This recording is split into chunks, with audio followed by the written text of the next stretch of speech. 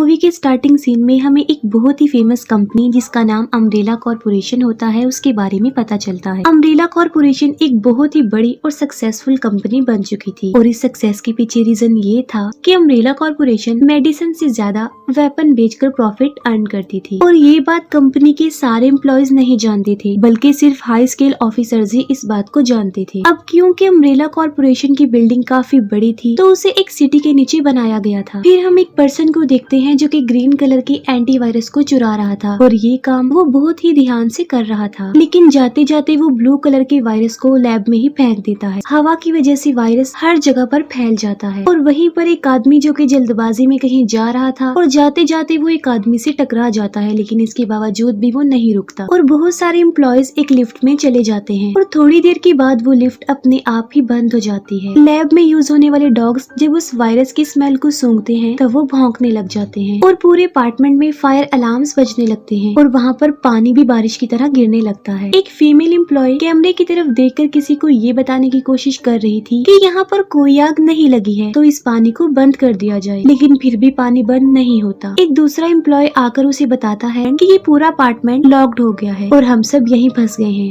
आहिस्ता आहिस्ता यहाँ पानी जमा होने लगेगा और वो सब मारे जाएंगे। अब जो एम्प्लॉयज लिफ्ट में फंस गए थे वो लिफ्ट से बाहर आने की कोशिश करते हैं और एक लड़की जो सबसे पहले लिफ्ट से बाहर आना चाहती थी वो बाहर आने की कोशिश में ही मारी जाती है। फिर हम एक लड़की को देखते हैं जिसका नाम एलिस होता है। वो आंखें खोलती है लेकिन उसे ये याद नहीं आ रहा होता कि वो यहाँ पर कैसे आई और वो किस जगह पर है। असल में उसकी मेमोरी लॉस्ट हो गई थी जिसकी वजह से उसे कुछ भी याद नहीं आ रहा था। एलिस बाहर आती है और एक लॉकर में उसे गन दिखाई देती है और वो रूम से बाहर आकर टेबल पर रखी हुई एक पिक्चर को देखती है और वो पिक्चर उसकी और उसके हस्बैंड की शादी की पिक्चर थी और यहाँ पर उसे ये भी याद नहीं आ रहा होता कि उसकी शादी कब हो गई। एलिस उस जगह पर कुछ अजीब फील करती है और तभी एक आदमी वहाँ पर आता है जिसका नाम मैट होता है। वो एलिस को कहता है कि मैं तुम्हारी हेल्प करने यहाँ पर आया हूँ और इतनी ही देर में कुछ सोल्जर्स भी वहाँ पर आ जाते हैं और वो इन दोनों को पकड़ लेते हैं। सब सोल्जर्स एलिस और मैट को लेकर अम्ब्रेला कॉर्पोरेशन की ट्रेन में चढ़ जाते हैं और वहाँ पर उन्हें एक और आदमी मिलता है जो कि बेहोश होता है और उस आदमी का नाम स्पेंस था और इस आदमी को भी कुछ याद नहीं आ रहा होता जैसे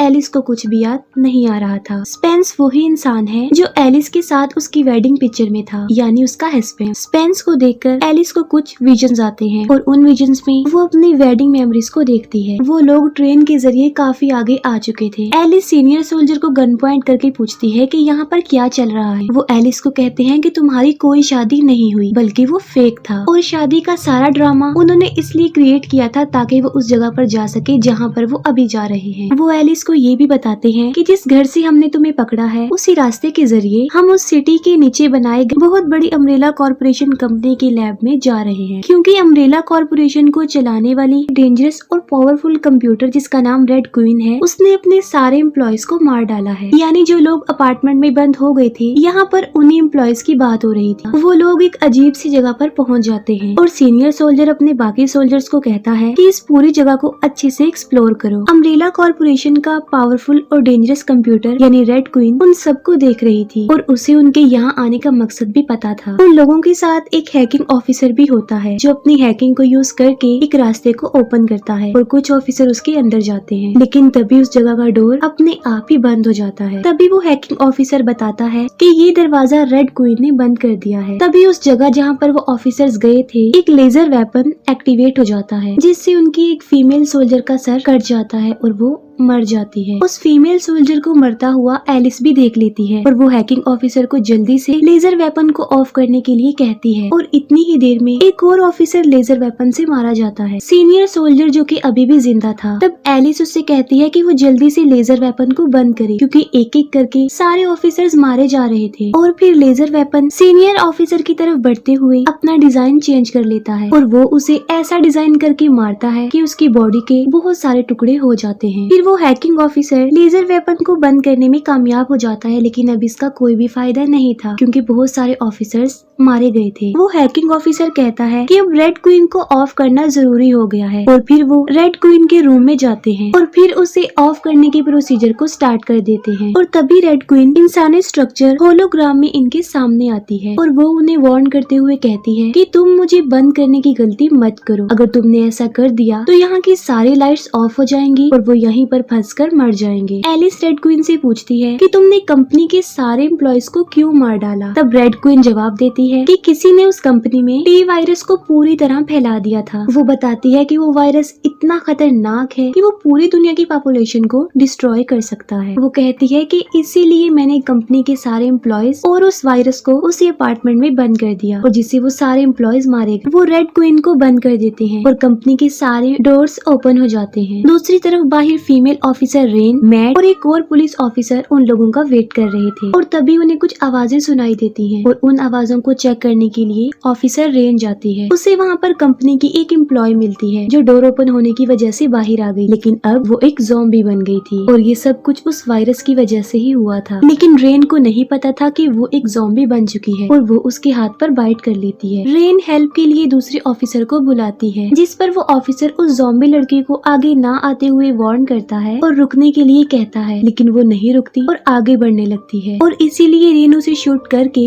मार डालती है। इतनी ही देर में एलिस और वो हैकिंग ऑफिसर भी वहाँ पर आ जाते हैं और रेन उनसे पूछती है कि हमारे बाकी टीम मेंबर्स कहाँ पर हैं, जिस पर वो हैकिंग ऑफिसर बताता है कि हमारे सारे सोल्जर्स लेजर वेपन से मारे गए हैं। ये लोग आगे बढ़ने लगते हैं, तभी चारों तरफ से ज़ॉम्बीज एम्प्लॉय इन्हें घेर लेते हैं और तब ये लोग खुद को सेव करने के लिए उनका मुकाबला करते हुए उन्हें मारने लगते हैं। लेकिन अजीब बात ये थी कि वो ज़ॉम्बीज नहीं मर रहे थे। इन लोगों को उन ज़ॉम्बीज के ना मरने की वजह समझ में नहीं आ रही थी। ये लोग वहाँ पर ब्लास्ट करते हैं और उन ज़ॉम्बीज को डिस्ट्रैक्ट कर देते हैं और वहाँ से भागने की कोशिश करते हैं और तभी उनके एक ऑफिसर को ज़ॉम्बीज पकड़ लेते हैं। बाकी लोग खुद को सेव करके वहाँ से निकलने की कोशिश करते हैं। एलिस जो कि उन लोगों से सेपरेट होकर बाहर निकलने का रास्ता ढूंढ रही होती है और तभी उसके सामने एक ज़ॉम्बी डॉग आ जाता है। तब एलिस डोर की दूसरी साइड पर जाकर डोर को बंद कर लेती है और वहाँ पर भी एक ज़ॉम्बी होता है और एलिस खुद को सेव करने के लिए उसे फाइट करती है और अपनी फाइटिंग स्किल से उसे मार डालती है। एलिस को यहाँ पर याद नहीं आ रहा था कि वो इतनी पावरफुल कैसे हो गई है और ये उसके लिए कोई बड़ी बात नहीं थी, क्योंकि वो ये भूल चुकी थी कि वो अम्ब्रेला कॉर्पोरेशन की सिक्योरिटी ऑफिसर थी। एलिस उस ज़ॉम्बी की गन ले लेती है और उन सारे डॉग्स को शूट कर देती है। मैट वहाँ पर कुछ ढूंढ रहा होता है और तभी वहाँ पर एक ज़ॉम्बी लड़की आ जाती है और वो ज़ॉम्बी लड़की असल में मैट की सिस्टर थी। अब उसकी सिस्टर तो ज़ॉम्बी बन गई थी तो वो उस पर अटैक कर देती है। तब बिल्कुल ठीक वक्त पर एलिस आकर उसकी जान बचा लेती है। मैट एलिस को बताता है कि ये मेरी सिस्टर थी और वो दोनों मिलकर अम्ब्रेला कॉर्पोरेशन के गैर कानूनी काम के खिलाफ एविडेंस कलेक्ट कर रहे थे ताकि वो अम्ब्रेला कॉर्पोरेशन के इस प्रोसीजर को आगे बढ़ने से रोके। वो कहता है कि इस काम में मेरी बहन का साथ यहाँ की एक सिक्योरिटी ऑफिसर दे रही थी, लेकिन फिर कुछ यूँ हुआ कि पूरी कंपनी में किसी ने वो टी वायरस फैला दिया, जिससे उसकी सिस्टर के साथ साथ सब एम्प्लॉयज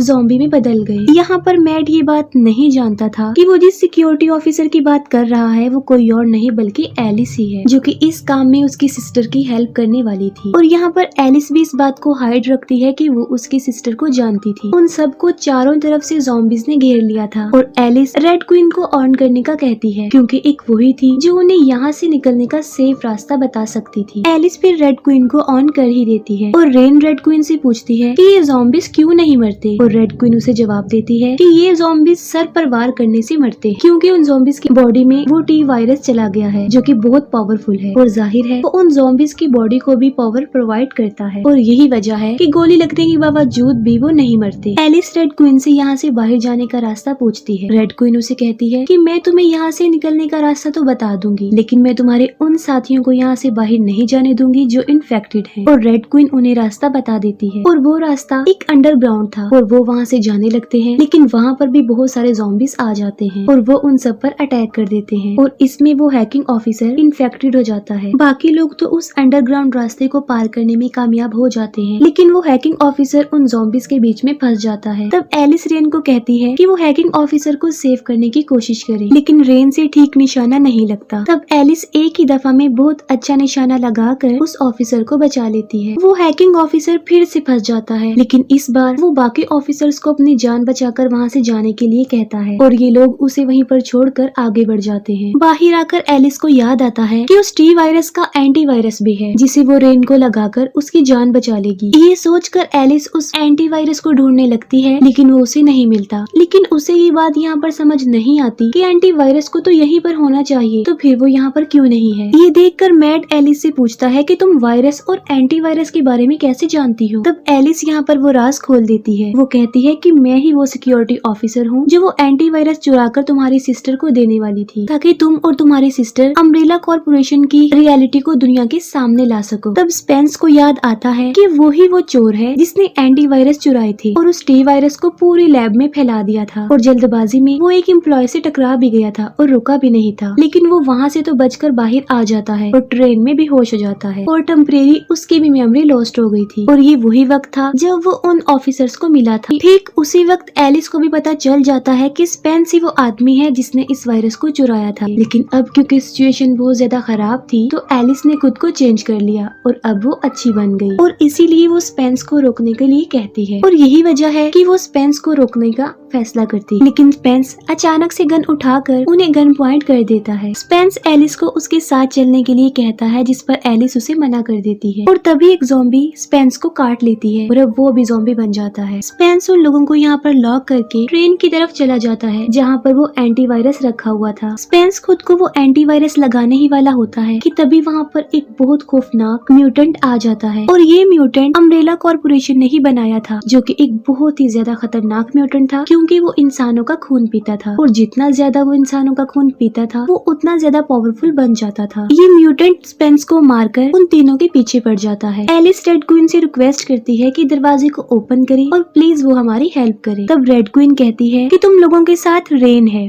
जो कि इन्फेक्टेड है, अगर तुम उसे मार देते हो तो मैं तुम्हें यहाँ से बाहर निकाल दूंगी। लेकिन एलिस रेड क्वीन की बात नहीं मानती और फिर से रेड क्वीन ऑफ हो जाती है। और इस बार उसे ऑफ किया था उसी हैकिंग ऑफिसर ने, जो किसी तरह जिंदा बच गया था। वो उन्हें किसी तरह वहाँ से निकालता है और वो लोग ट्रेन में बैठकर वहाँ से चले जाते हैं और इनके पीछे पीछे वो क्रिएचर भी आ जाता है। एलिस रेन और हैकिंग ऑफिसर को वो एंटीवायरस लगाती है, लेकिन तभी रेन जो कि ज़ॉम्बी बनने लगी थी, क्योंकि इससे पहले कि वो एंटीवायरस उस पर असर करता वो पूरी तरह ज़ॉम्बी बन चुकी थी। ज़ॉम्बी रेन मैट पर अटैक कर देती है, लेकिन मैट उसके सर पर गोली मारकर उसे जान से मार डालता है और तभी वो म्यूटेंट भी ट्रेन के नीचे आकर मर जाता है। ये दोनों बिल्कुल ठीक टाइम पर सेफली बाहर आ जाते हैं और बाहर आते ही कुछ लोग एलिस को पकड़ लेते हैं और मैट को अपने नए एक्सपेरिमेंट के लिए ले जाते हैं। एलिस की जब आंख खुलती है तो वो देखती है कि वो स्ट्रेचर के साथ बंधी हुई है और वो किसी तरह खुद को स्ट्रेचर से आजाद करती है और वो उस जगह से बाहर आती है तो देखती है कि पूरा सिटी डिस्ट्रॉय हो चुका है। यानी इसका मतलब ये था कि वो टी वायरस अब पूरे शहर में फैल चुका था और यहीं पर ये मूवी एंड हो जाती है।